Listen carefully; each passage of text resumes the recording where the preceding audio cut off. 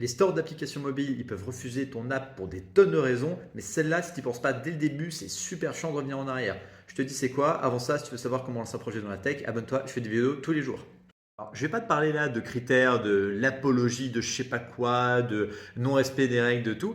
C'est un truc vachement plus subtil. Quand tu conçois ton application, il se peut que ça n'ait aucun sens que quelqu'un aille sur ton application sans qu'il soit authentifié. Par exemple, nous on a développé une application, c'est une sorte de Tinder pour trouver du boulot.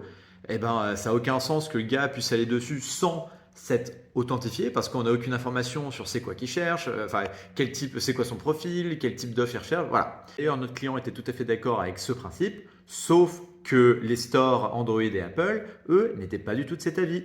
En fait, les stores t'obligent à ce que ton application soit accessible même à quelqu'un qui ne s'est pas authentifié ou qui ne s'est pas créé de compte dessus. Donc, pour chaque projet, il faut que tu anticipes ça et que quand un utilisateur ouvre ton application pour la première fois, il arrive sur quasi la même interface que quelqu'un qui est déjà connecté. Donc, il voit toutes les fonctionnalités. Et alors, ça va être moins personnalisé. Il faut faire un truc un peu générique et c'est un peu compliqué selon les cas.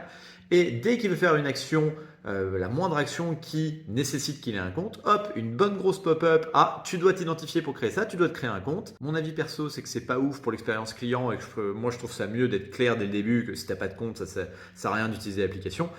Mais bon, c'est les règles, c'est les règles. Maintenant, il faut que tu l'anticipes dès le début. Sinon, le jour où tu vas poster, des fois revenir en arrière, il faut réanticiper la page d'accueil, puis l'adapter. Enfin voilà. Et ça en tête dès le début, au moins toi ou tes développeurs, ils mettront ça directement en place et ça t'évite un aller-retour inutile, du temps perdu et de l'argent perdu.